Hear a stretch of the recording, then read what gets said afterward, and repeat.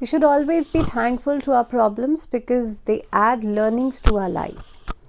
जब भी हमारी लाइफ में कोई प्रॉब्लम आती है तो शायद हम परेशान हो जाते हैं, शायद हम ये सोचने लगते हैं कि हमारे साथ ये ऐसा क्यों होता है। लेकिन आपको नहीं लगता कि अगर हम अपने प्रॉब्लम्स का थैंक यू करें, थैंकफुल हो जाएं उनके लिए, क्योंकि कहीं ना कहीं पे जब भी कोई प्रॉब्लम आती है तो हमारी लाइफ में एक लर्निंग ऐड हो जाती है। आपको उस प्रॉब्लम से निकलने का तरीका समझ में आता है और कहीं ना कहीं पे आप ये समझते हैं कि ज़िंदगी को किस तरह से जिया जाता है।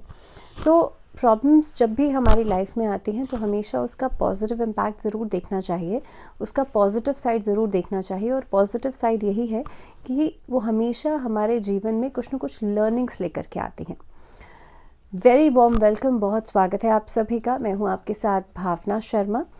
ये वीडियो जो रहेगा ये रहेगा धनु राशि वाले लोगों के लिए, क्योंकि मंथली राशिफल है, मंथली प्रेडिक्शंस हैं। तो जनवरी का महीना धनु राशि वाले लोगों के लिए कैसा रहेगा। अब आप जानते हैं कि जो अफर्मेशंस होती हैं वो लिंक्ड अप होती हैं आपके पूरे महीने के राशिफल के साथ।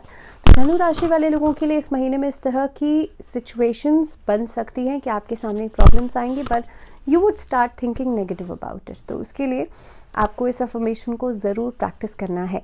अब इस वीडियो के अंदर हम बात करने वाले हैं कि धनु राशि वाले लोगों के लिए पूरा महीना जनवरी का कैसा रहेगा, ग्रह गोचर की स्थिति आप लोगों के लिए क्या कहती है, जिसके लिए सबसे पहले हम आपका चार्ट देखेंगे। तो देखिए, आप लोगों के लिए मंगल बुध की जो स्थिति बनती है आपके लग्न में बनती है, वहीं पर शुक्र जो है वो आपके 12th हाउस में है जो कि लॉस हाउस है। केतु यहाँ पर आपके 10वें भाव में विराजमान रहेंगे। वहीं पर गुरु जो है आपके 5वें भाव में, राहु हैं आपके 4th हाउस और शनि आपके 3rd हाउस यानी कि पराक्रम भाव में है। वहीं पर सूर्य जो है वो आपके 2nd हाउस में है। अब सूर्य क्योंकि ट्रांजिट करेंगे मकर संक्रांति पर, तो लगभग 15 तारीख के बाद आपके 2nd हाउस में ट्रैवल करेंगे। उससे पहले वो शनि के साथ रहेंगे। तो ये कुछ स्थितियां बनती हैं आपके लिए चार्ट के अनुसार। तो महीने की शुरुआत धनु राशि वाले लोगों के लिए थोड़े से उतार चढ़ाव से भरी हुई रहेगी, क्योंकि 6ठे भाव के स्वामी शुक्र जो हैं वो द्वादश भाव में विराजमान रहेंगे। अब इसके साथ साथ ही महीने की शुरुआत में जो बुध की स्थिति बनती है, जो केतु की स्थिति बनती है 10th हाउस में, कहीं ना कहीं पे इसका इम्पैक्ट भी आपके प्रोफेशनल लाइफ पे ज़्यादा रहेगा, जिसकी वजह से आप देखेंगे नौकरी में जो लोग नौकरी पेशा हैं उनको महीने की शुरुआत में बहुत सारे उतार चढ़ाव का सामना करना पड़ सकता है। हो सकता है कि आपने कुछ सोचा हो, कुछ प्लानिंग की हो, उसमें डिलेज काफ़ी सारे आ सकते हैं। आपको कहीं से कुछ रिस्पॉन्सेज मिलने हो, उसमें आपको डिलेज दिखाई दे सकते हैं। काम के सिलसिले में व्यस्तता तो रहेगी, लेकिन फोकस में कमी आ सकती है। 18 तारीख को जब शुक्र जो है वो ट्रांजिट कर जाएंगे और काफ़ी हद तक आप देखेंगे प्रथम भाव को आपके इम्पैक्ट करेंगे। उस स्थिति के अंदर आपके लिए नौकरी की परिस्थितियां बेहतर होना शुरू हो जाएंगी। सो लगभग 18 जनवरी के बाद स्थितियों में सुधार होगा। दूसरी बात, 7 तारीख को बुध जो हैं वो भी ट्रांजिट कर रहे हैं, तो यहाँ पर भी थोड़ा सा आपको सावधान रहना पड़ेगा। जब जब ट्रांजिट्स होंगे तब तब आप लोगों के लिए बहुत इंपॉर्टेंट है उस अवधि में कोई भी मेजर डिसीजंस नहीं करें। तो 7 तारीख, 18 तारीख, 15 तारीख, ये कुछ डेट्स ऐसी हैं जिस पर आप मेजर डिसीजंस लेने से बचेगा। इसके अलावा क्योंकि शुक्र इस समय पर द्वादश भाव में विराजमान रहेंगे, तो आपके लिए विदेशों से संपर्क हो सकता है। अगर आप लोग कोई व्यापार करते हैं, देखिए जो शुक्र है वो खास तौर पर इस अवधि में देखा जाए तो आप लोगों के लिए द्वादश भाव में और 6th हाउस के लॉर्ड हैं। वहीं पर जो बुध हैं वो 7th हाउस के लॉर्ड हैं। इस स्थिति के अंदर आप देखेंगे व्यापार अगर आप कर रहे हैं विदेशों से संपर्क में आकर के, तो वहाँ पर उन्नति का योग बनता है। दूसरी बात, इस अवधि के अंदर क्योंकि मंगल जो है उनका भी प्रभाव 7वें भाव पर दिखाई देता है, तो कहीं ना कहीं पे आप कोई ऐसा काम कर सकते हैं जिसकी आप अभी शुरुआत कर रहे हैं, लेकिन उसमें आपको रिस्पॉन्सेज बहुत अच्छे मिल सकते हैं। इन ऑल अगर देखा जाए तो नए लोगों के साथ मिलकर के कार्य करना, वहाँ से भी अच्छे रिस्पॉन्सेज मिल सकते हैं। इनफैक्ट पार्टनरशिप में कोई काम कर रहे हैं, वहाँ से आपको बेहतर रिस्पॉन्सेज मिल सकते हैं। इसके साथ साथ ही आप देखेंगे कोई नया व्यापार शुरू करने का योग बनता हुआ नजर आता है। सो इन ऑल अगर देखा जाए तो आपके कामकाज के लिहाज से, आपके व्यापार के लिहाज से महीना बढ़िया नज़र आ रहा है। लेकिन 18 जनवरी के बाद नौकरी पेशा लोगों के लिए बेहतर अपॉर्चुनिटीज़ खुलती हुई नज़र आती है। अब बात कर लेते हैं फाइनेंसेस की, बात करते हैं आप लोगों के लिए आर्थिक स्थिति कैसी रहेगी। तो देखिए, आर्थिक स्थिति में अगर मैं 2024 की शुरुआत की समय की बात करूं, यानी कि जनवरी स्टार्टिंग की बात करूं, तो शुक्र और बुध की वजह से आपके लिए खर्चे बढ़ते हुए नजर आते हैं। लेकिन शनि जो है 3rd हाउस में रह करके द्वादश भाव को देख रहे हैं, इसकी वजह से भी आपके खर्चे जो हैं इनिशियल फेज में बहुत ज़्यादा बढ़ेंगे। हो सकता है कि आप कुछ चीज़ों के ऊपर बजट के हिसाब से प्लानिंग कर रहे हैं, बट वहाँ पर भी जितना आपने सोचा है उससे कई गुना ज़्यादा बढ़ चढ़कर खर्चे आपके सामने आ सकते हैं।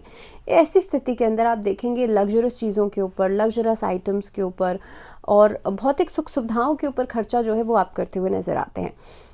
भौतिक सुख सुविधाओं के ऊपर खर्चा आप करते हुए नज़र आते हैं। इस अवधि के अंदर पार्टनरशिप में अगर कोई काम कर रहे हैं वहाँ से आपको प्रॉफिटेबल गेन्स हो सकते हैं। 7 जनवरी को बुध का ट्रांजिट होगा, उसके बाद शुक्र का ट्रांजिट होगा। 18 जनवरी के बाद आपके खर्चों में कमी आती हुई नजर आएगी। आर्थिक सुधार भी तभी से नजर आ रहा है देवगुरु बृहस्पति, क्योंकि इस अवधि के अंदर पूरे महीने में आपके लिए आर्थिक स्थिति को बेहतर करेंगे, क्योंकि एकादश भाव पर पूर्ण दृष्टि डाल रहे हैं बृहस्पति। और यहाँ पर देखिए पंचम भाव में बैठे हैं, जिसकी वजह से आपकी आमदनी बेहतर हो रही है। लेकिन महीने की शुरुआत खर्चों को बढ़ाएगी, लेकिन 18 जनवरी के बाद इनकम सोर्सेज बढ़ेंगे। 18 जनवरी के बाद आपका काम बहुत बढ़िया चलेगा, अलग अलग सोर्सेज से पैसा मिल सकता है। इनफैक्ट कॉन्ट्रैक्चुअल कामों में बहुत फ़ायदा हो सकता है, लाइजनिंग के कामों में बहुत फ़ायदा हो सकता है, किसी के साथ जुड़ करके कोई कार्य कर रहे हैं वहाँ से फ़ायदा हो सकता है, विदेशी संपर्कों से फ़ायदा हो सकता है। अगर ऐसी स्थिति की बात की जाए तो आप लोगों के लिए 18 जनवरी के बाद का समय इन्वेस्टमेंट्स के लिए बहुत अच्छा रहेगा। अगर कोई मेजर इन्वेस्टमेंट करना भी चाह रहे हैं, बिजनेस की शुरुआत करना भी चाह रहे हैं, 18 जनवरी की बात कीजिएगा। अब बात कर लेते हैं आप लोगों के लिए स्वास्थ्य की। तो देखिए स्वास्थ्य के दृष्टिकोण से भी महीना उतार चढ़ाव लेकर के ज़रूर आएगा। मंगल और सूर्य की पोजीशन को अगर मैं देखूं तो द्वादश भाव में शुक्र भी हैं, और ऐसी स्थिति के अंदर कहीं ना कहीं पे आपके खाने पीने में जो असंतुलन दिखाई दे रहा है, एक तरीके से आप बाहर का बहुत ज़्यादा खाना खा रहे हैं, जंक फूड बहुत ज़्यादा खा रहे हैं, इसके असर से भी कहीं ना कहीं पे आप देखेंगे हेल्थ में इनिशियली आपके लिए डिस्टर्बेंस नज़र आती है।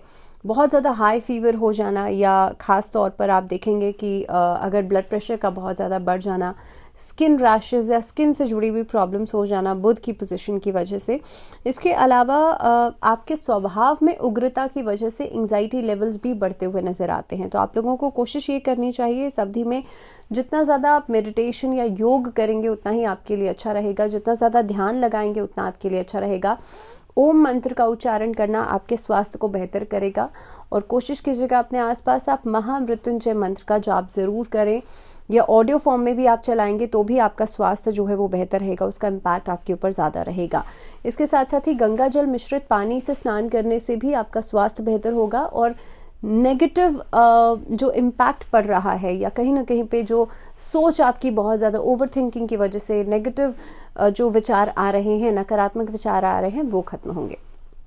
बात करते हैं रिलेशनशिप्स की। वैवाहिक जीवन के लिहाज से ये महीना कैसा रहेगा? तो देखिए देवगुरु बृहस्पति पंचम भाव में बैठ करके आपके लव रिलेशनशिप्स को स्ट्रॉन्ग कर रहे हैं। दूसरी बात, इस अवधि में थोड़ा सा उग्रता आपकी बढ़ती हुई नजर आती है, जो कि वैवाहिक जीवन में कहीं ना कहीं पे इसका असर दिखाई देगा। हालांकि लव रिलेशनशिप्स आपके लिए बेहतर दिखाई दे रहे हैं, लेकिन वैवाहिक जीवन में कहीं ना कहीं पे तनावपूर्ण स्थितियां बनेंगी, और ईगोइस्टिक प्रॉब्लम्स जो हैं वो ज़्यादा बढ़ सकती हैं। तो महीने की शुरुआत में आप लोग देखेंगे एक तरीके का असामंजस्य बनता हुआ नज़र आता है, लेकिन धीरे धीरे करके ग्रेजुअली स्थितियां आपके लिए बेहतर होती हुई नज़र आती हैं। इसके अलावा खासतौर पे जिस समय पर शुक्र ट्रांजिट करेंगे उसके बाद आप एक जो कमी आ गई थी रिलेशनशिप में, रोमांस की, प्रेम का अभाव था, वो सभी स्थितियाँ भी बेहतर होती हुई नज़र आएंगी।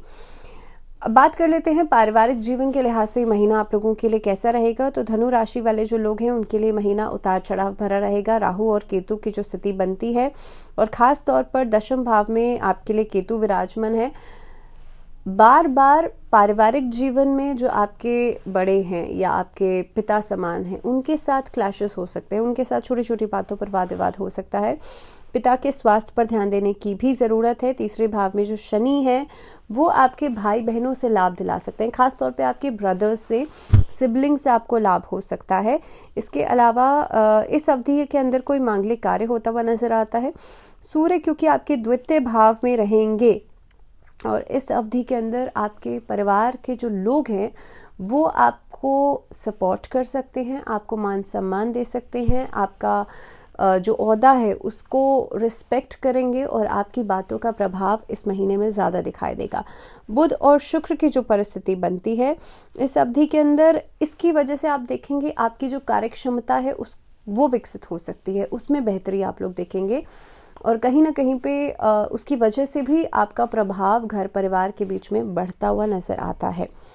बात करूं अगर स्टूडेंट्स की, तो देखिए स्टूडेंट्स के लिए ये महीना कैसा रहेगा। पहली बात तो ये है कि आपका जो कैलिबर है वो बहुत कमाल का साथ देगा आपका इस महीने के अंदर स्टूडेंट्स के लिए, क्योंकि पंचम भाव में बृहस्पति है और एकादश भाव पर दृष्टि पड़ती है, जिसके कारण एकेडमिकली आप बहुत अच्छा परफॉर्मेंस करेंगे। अगर कोई उच्च शिक्षा की आप लोग तैयारी कर रहे हैं उसके लिहाज से बहुत बढ़िया महीना ये रहने वाला है, क्योंकि देखिए प्लानिंग के लिए भी और तैयारी के लिए भी, हार्डवर्क के लिए भी, हर तरह से महीना बहुत बढ़िया है। शनि पराक्रम भाव में विराजमान है, आपके वर्किंग एफर्ट्स को बढ़ाएंगे। इस अवधि के अंदर रिस्पॉन्सेज बहुत बढ़िया मिलेंगे। किसी कॉलेज में, किसी इंस्टीट्यूट में आप एडमिशन लेने के बारे में सोच रहे हैं और मे बी कहीं पे कोई इंटरव्यूज़ हैं, उसकी क्लियरेंस के चांसेस भी बन जाते हैं। दूसरी बात, यहाँ पर मेंटोर्स आपका साथ ज़रूर देंगे और अगर आप एकेडमिक के अलावा भी स्पोर्ट्स एक्टिविटीज़ में इन्वॉल्वमेंट रखते हैं तो उसके लिहाज से भी महीना बहुत बढ़िया नज़र आता है। एथलीट्स में आप लोग आगे बढ़ सकते हैं, किसी स्पोर्ट्स में आप लोग बहुत आगे तरक्की कर सकते हैं, तो एक प्लेटफॉर्म जो है वो मिल सकता है। सो कहीं ना कहीं पे धनु राशि वाले लोगों के लिए, स्टूडेंट्स के लिहाज से, छात्रों के लिहाज से भी ये महीना बहुत कुछ दे करके जा सकता है। आपके लिए ज़रूरी ये है कि इस महीने के अंदर आप थोड़ा सा फोकस को बढ़ाएं और डिस्ट्रैक्शन से बचिएगा। अब अगर बात कर लेते हैं उपाय की कि क्या रेमेडीज़ की जा सकती हैं, तो श्री हरि का नाम आपको लेना है इस महीने में, भगवान विष्णु की आराधना कीजिएगा। आप लोगों को बुधवार के दिन खासतौर पे किसी भी गणेश मंदिर में जाकर के गणेश चालीसा का पाठ करना है और गुरुवार के दिन यानी कि थर्सडे के दिन भगवान विष्णु की आराधना करनी है और भगवान विष्णु को पीले रंग के वस्त्र अर्पित करने हैं। ऐसा आप 5 बुधवार या गुरुवार लगातार करते हैं तो भी आपके लिए अच्छा रहेगा। और अगर आपसे पॉसिबल नहीं हो पाता है तो सिर्फ कॉन्टिन्यूटी में 3 बुधवार या गुरुवार कर लीजिएगा। इसके अलावा अगर घर में बहुत ज़्यादा नेगेटिव एनर्जी है तो कोशिश करें घर में एक पानी का बोल आप ले लीजिए, उसके अंदर बे लीव्स जो तेज पत्ता होता है जिसे आप खाने में इस्तेमाल करते हैं वो उसमें डिप करके रख दीजिए। ऐसा करने से भी घर में जो नेगेटिविटी है वो खत्म होगी। इसी के साथ इस वीडियो में फ़िलहाल इतना ही, मुझे दीजिए इजाज़त, लेकिन जुड़े रहिए आप लोग चैनल के साथ। अगले वीडियो में बात करेंगे मकर राशि वाले लोगों के लिए ये पूरा महीना कैसा रहेगा। So till the next video, stay tuned, stay healthy and stay safe. नमस्कार।